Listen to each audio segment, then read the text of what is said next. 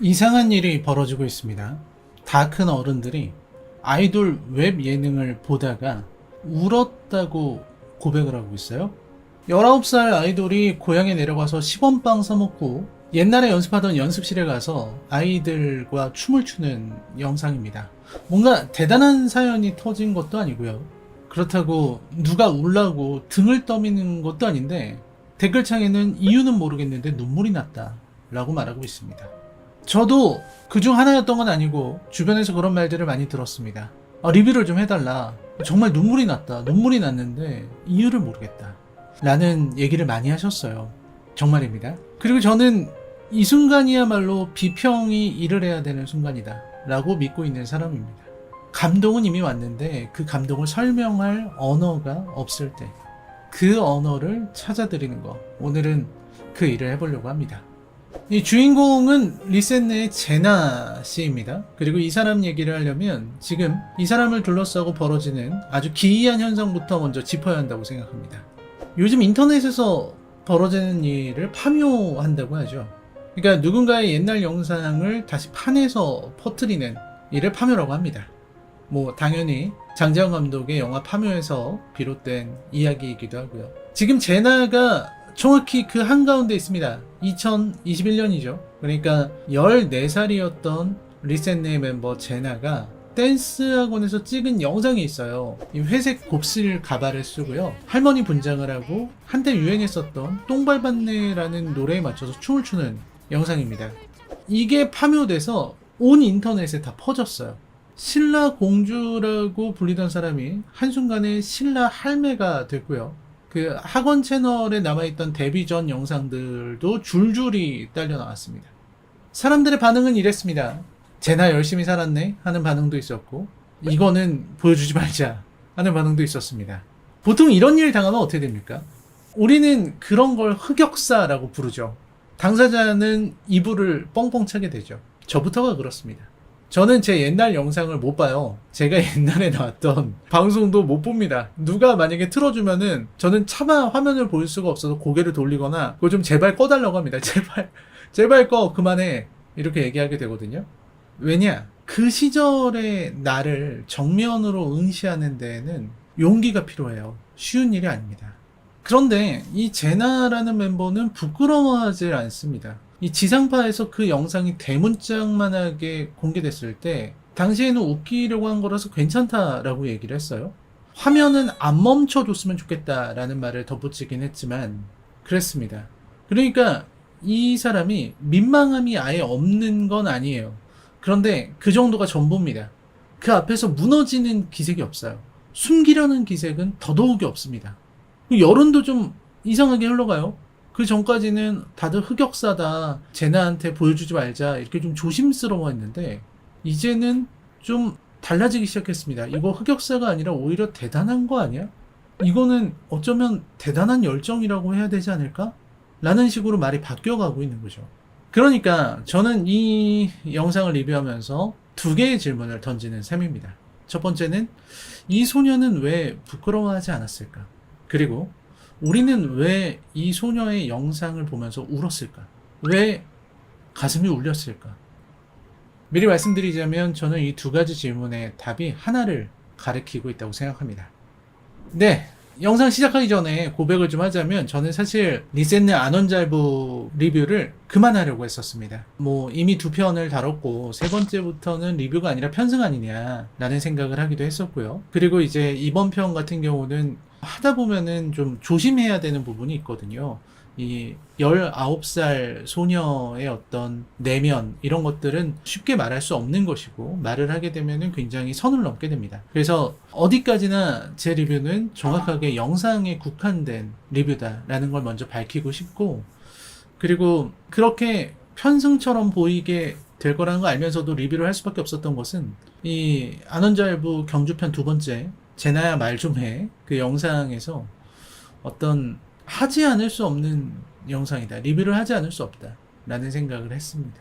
그리고 재밌는 건 이 영상이 가지고 있는 여러 가지 특징들입니다. 그러니까 제가 볼 때는 기획한 대로 흘러가지 않았던 영상이고 그 안에서 무언가가 튀어나왔습니다. 네, 여러분, 이 리뷰에는 안원잘부 경주편의 주요 장면들이 포함되어 있습니다. 영화 리뷰가 아니라 안원잘부라는 유튜브 채널에 올라와 있는 영상에 대한 리뷰입니다. 현재 올라오는 영상들마다 죄다 500만 조회수를 넘기는 아주 기염을 통하고 있는 채널이고요. 그래서 아직 보지 않으셨다면 영상을 보고 오셔서 리뷰를 즐기시는 걸 추천해 드리겠습니다. 그러면 광고 보고 와서 바로 이야기 시작하겠습니다. 마음을 담아 더 맛있는 완전 균형 영양식 유케어.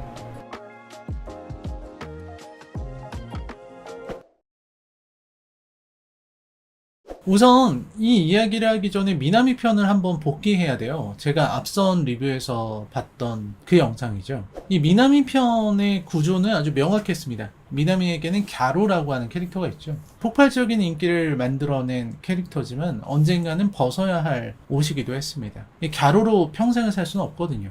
그래서 그 영상은 캐릭터를 잠시 내려놓는 데서 출발을 했습니다. 고향으로 돌아가서 진짜 원조인 갸루를 찾고 집을 찾고 학교를 찾고 그 자리에서 이토 미나미라는 사람이 어디에서 왔는가 이것을 확인하는 여정이었습니다. 시청자들이 그 영상에서 뭉클했던 이유도 저는 거기에 있다고 봤습니다. 캐릭터를 걷어낸 자리에 사람이 있었다 라는 것, 그리고 그 사람에게는 돌아갈 곳이 있었다는 것. 말하자면 이런 공식입니다. 고향으로 돌아가고 캐릭터를 내려놓고 거기서 뿌리를 확인한다. 이 공식이 한번 통했으니까 제작진이 같은 지도를 들고서 경주로 향한 거는 아주 자연스러운 일이었을 겁니다. 이번에는 신라공주의 차례다 라고 생각할 수 있는 거죠. 우리도 그걸 기대했고요.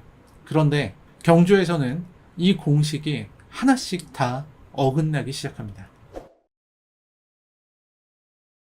첫 장면부터 조짐이 있었어요. 원희와 제나 두 사람이 이른 새벽에 만나서 기차를 타고 경주로 내려가게 되는데 이 기차 안에서 제나의 연습생 시절 이야기가 나와요. 제나는 중학교 3학년 때 지금 소속사의 연습생이 됐고 고등학교 1학년 때까지 8개월 동안 주말마다 경주와 서울을 오갔다고 합니다.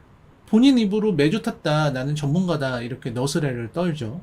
웃자고 하는 말인데 저는 여기서 일단 멈칫했습니다. 왜냐면 미나미의 귀향이 일상으로의 복귀였다면 제나에게 고향을 가는 이 기찻길은 연습생 시절의 재현인 거거든요. 남들에게는 귀성길인 길인데 제나한테는, 이 사람한테는 통근길이었던 겁니다. 15살 때부터요.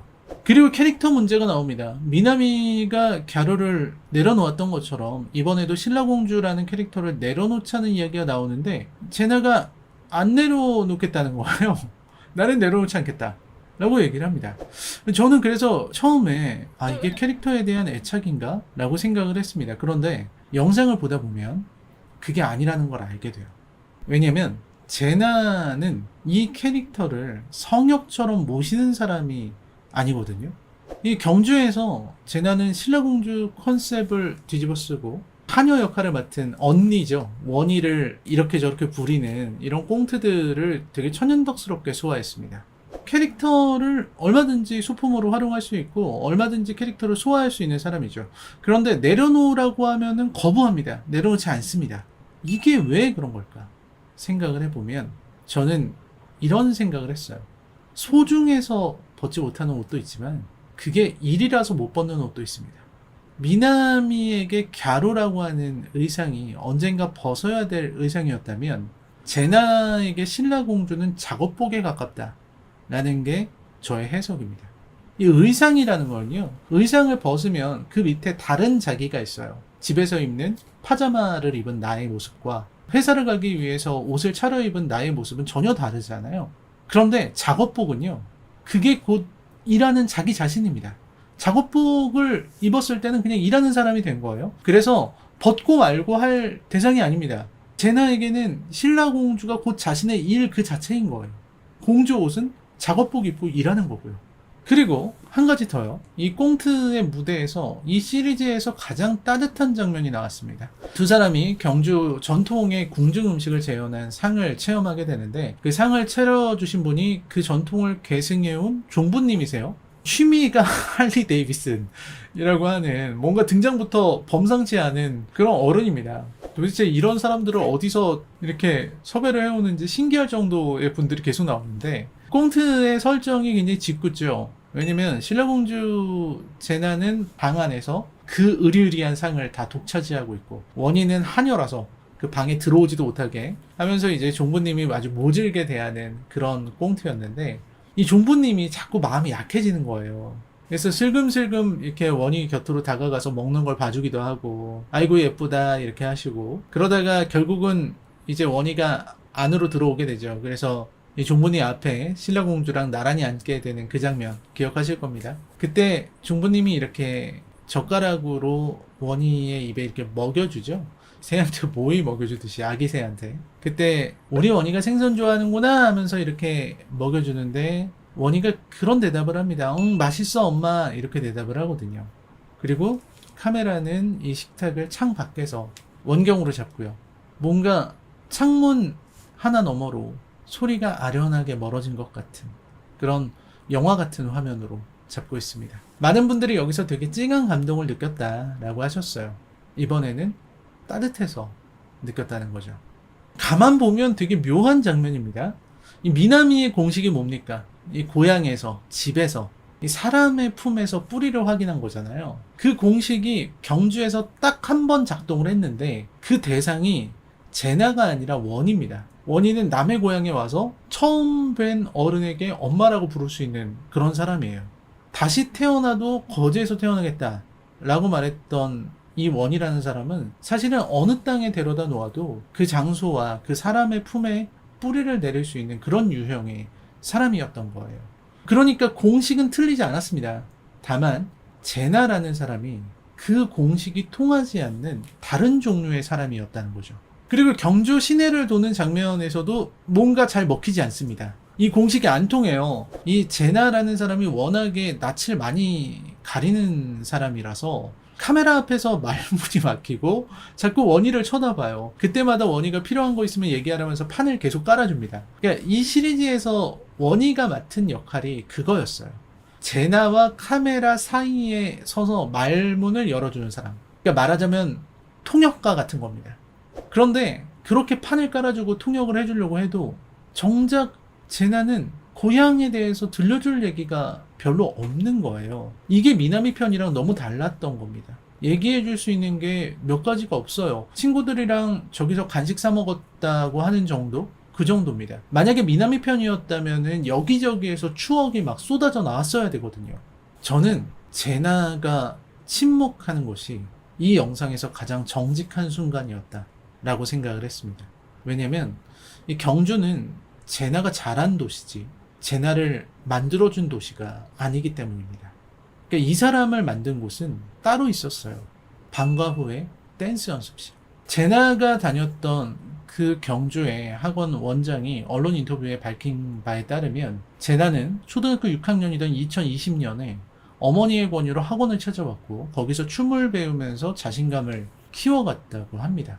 그러니까 제나의 유년이 새겨진 장소는 경주의 어딘가라든지 뭐 첨성대라든지 불국사 이런 데가 아니라 그 연습실의 거울 앞이었던 거예요. 경주라는 도시가 아니고요. 경주 안에 있는 몇 평짜리 방 하나.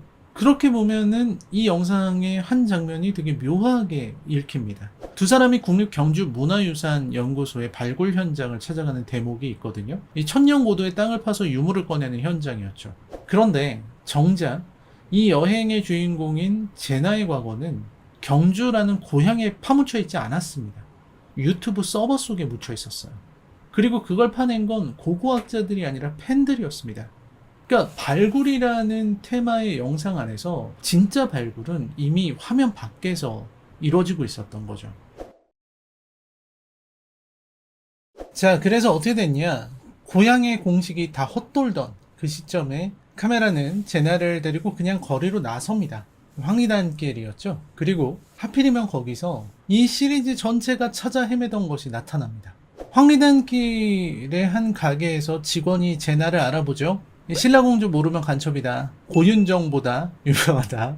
라는 얘기를 하고, 거리를 걷는데 이 행인들이 연예인이라고 웅성거리고 촬영하려는 사람들을 몰려들고 사람들이 둘러서서 열심히 제나를 찍고 있습니다. 오죽하면 PD님이 야 이제 앞으로는 길에서 촬영 못하겠다 라고 혀를 내두를 정도였어요. 유명해지고 나서 고향을 찾은 제나가 자기를 알아보는 고향 사람들 앞에서 행복을 감추질 못합니다. 그리고 여기서부터 제나가 달라져요. 그 낯가림이 갑자기 어디로 갔나 싶을 정도로 갑자기 터프해지고요. 당당해집니다. 아까까지만 해도 경주 시내에서 그렇게 말이 없던 사람이 말이 늘어납니다. 이 대목에서 저는 아주 오래된 영화의 마지막 장면을 떠올렸어요. 제가 지난번에도 얘기했던 건데 아리스토텔레스가 시학에서 극을 가장 강하게 뒤흔드는 장치로 아라봄을 꼽았다 라고 말씀드렸죠. 아나그로리시스라고 합니다. 몰랐던 사실을 알게 되는 순간이 아니라 몰라봤던 사람을 알아보는 순간. 그리고 그 알아봄을 가장 아름답게 찍은 작품, 영화 사상 가장 아름다웠던 작품은 채플린의 시티라이트라는 작품입니다.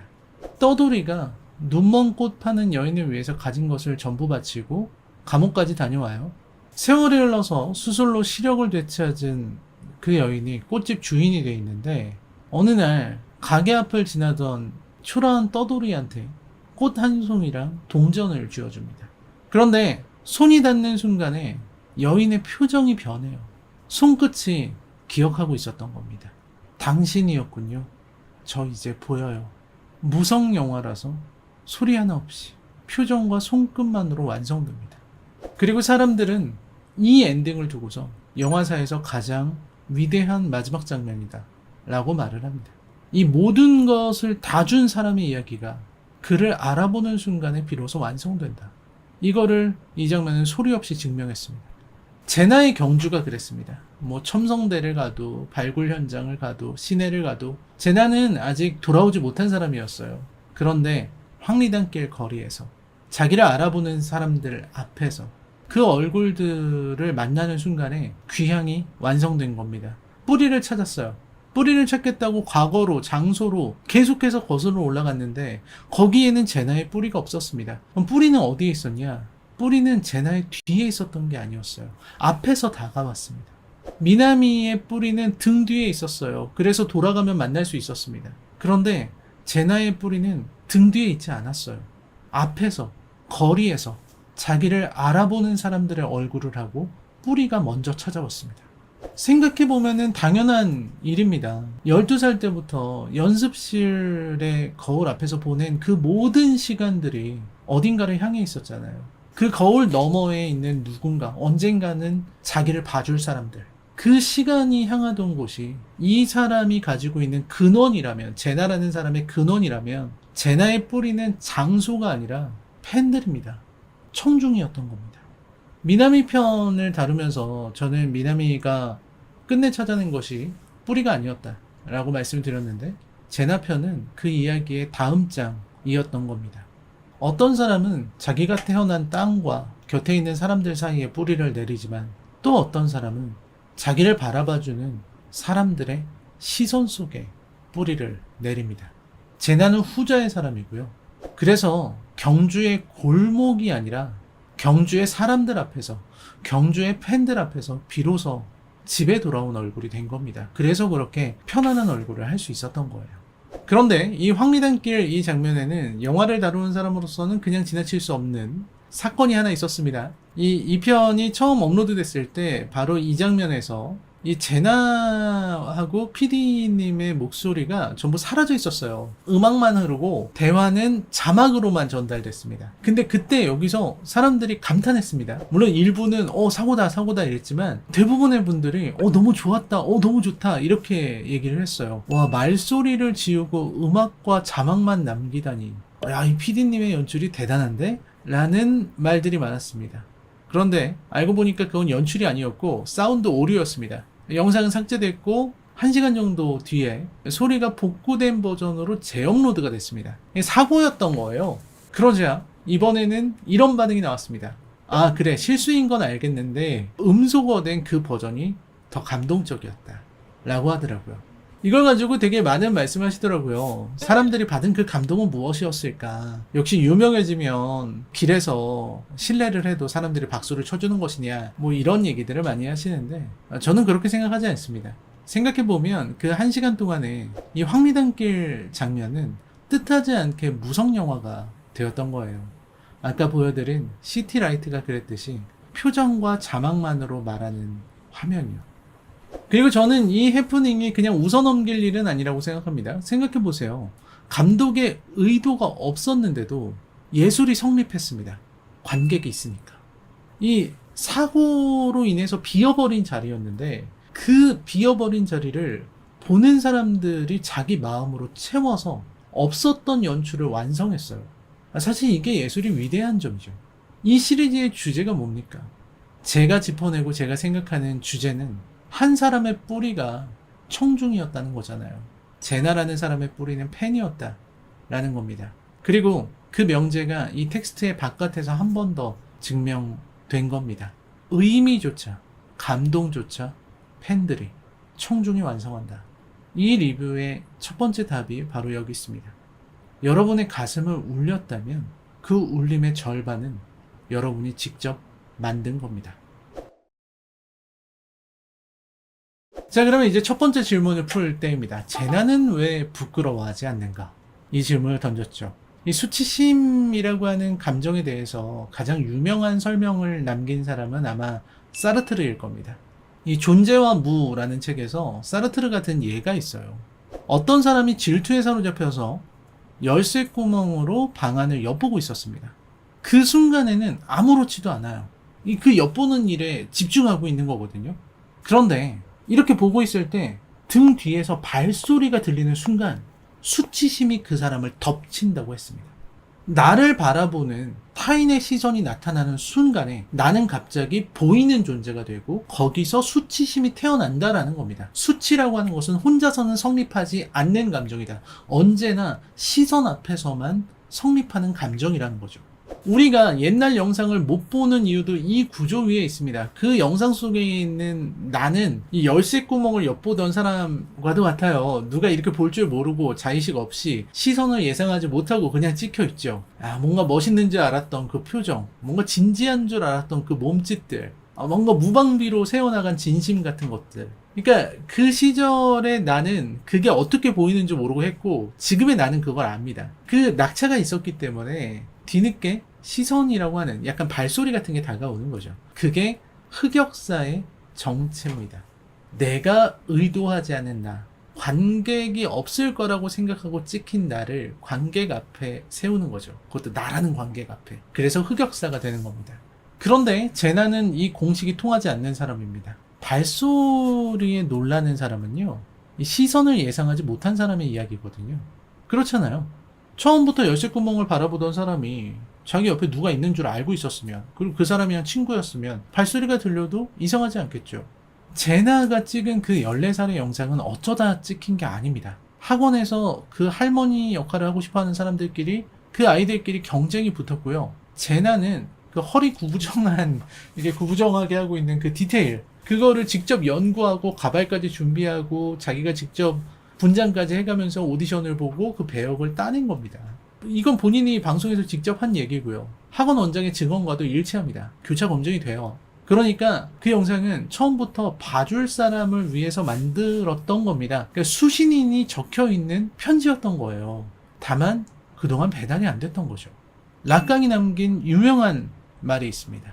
편지는 언제나 수신인에게 도착한다. 제나의 편지도 그런 겁니다. 5년이 걸렸을 뿐이지 결국엔 도착했죠.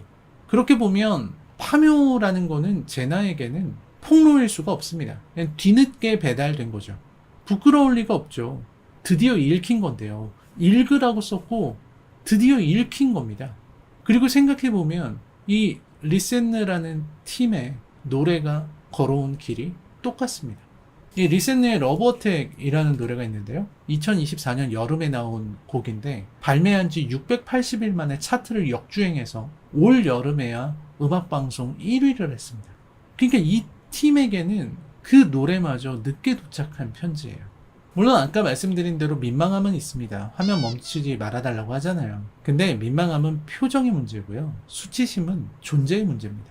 과거에 저 시절에 내가 나를 배반할 때, 지금의 나랑 다를 때, 그러니까 그 과거와 다른 사람이 된 사람에게는 옛날의 내 모습이 좀 수치스러워요. 근데 제 나에게는 그 단절이 없어요. 14살에 춤추던 그 아이도 지금 19살의 이 사람도 하는 일이 똑같습니다. 봐줄 사람을 향해서 춤을 추는 일이죠. 그 사이에 버려진 게 없어요. 그래서 이 사람은 파멸을 당해도 무너지거나 수치를 느끼거나 부끄러워하지 않는 겁니다.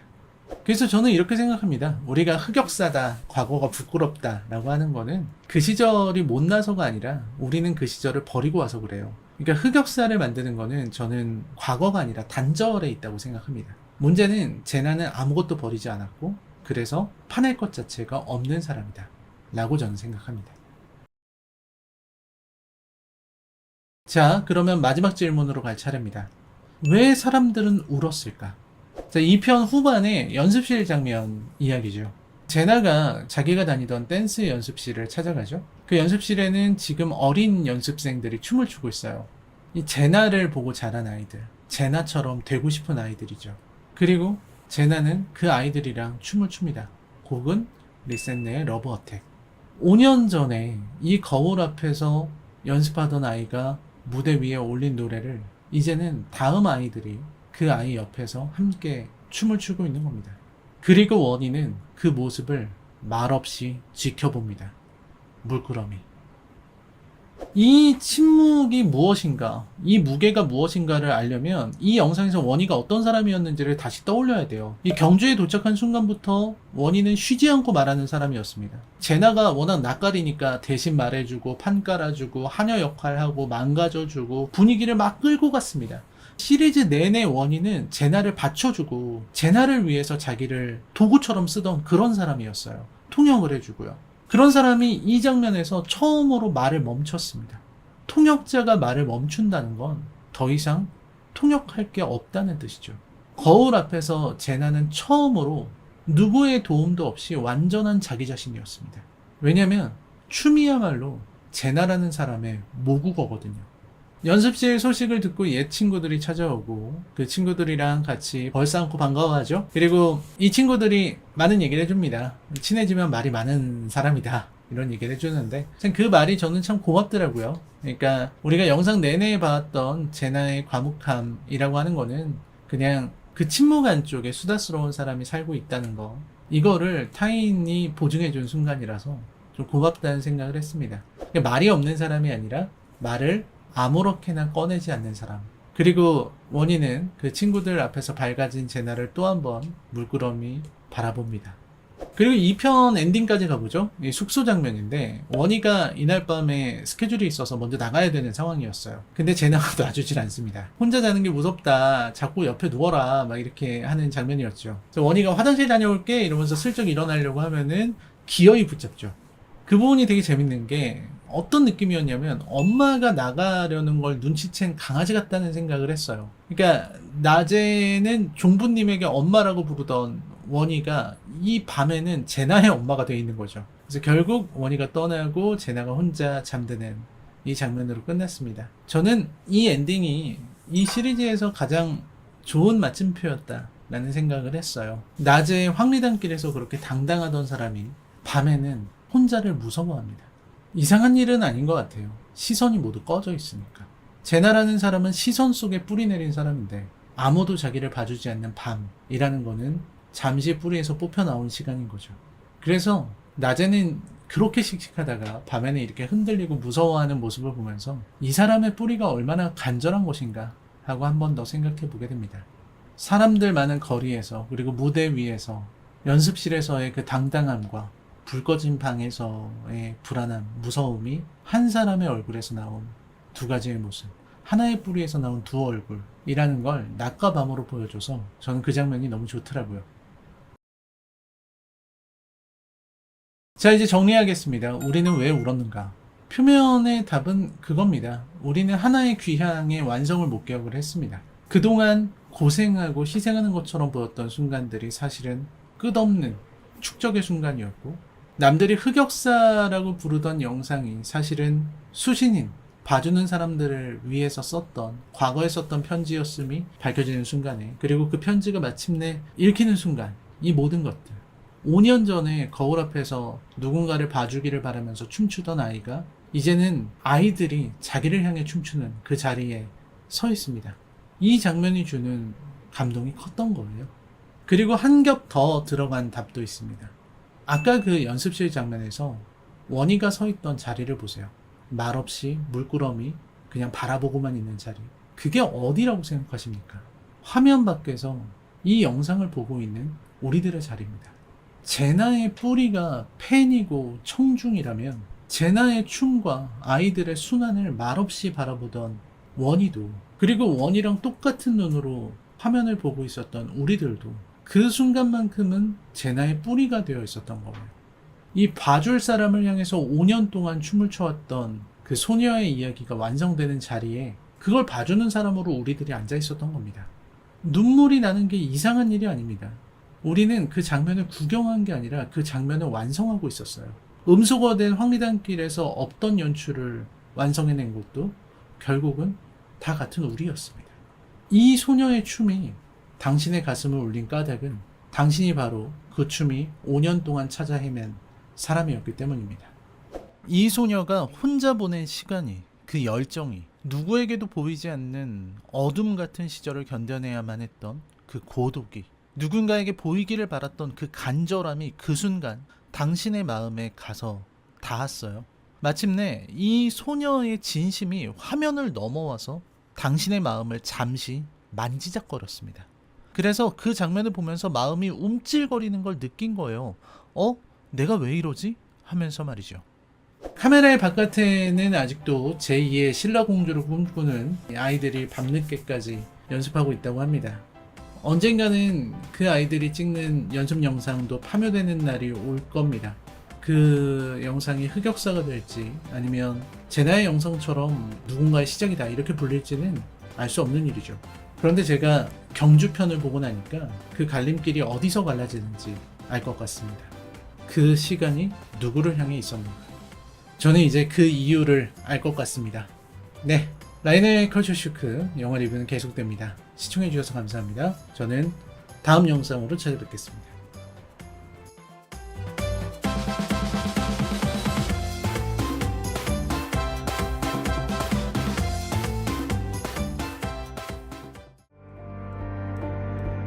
힘들었던 시간을 지나 이제는 다 해드릴 수 있을 것 같은데 어머니는 이제 씹는 것조차 힘들어 하십니다.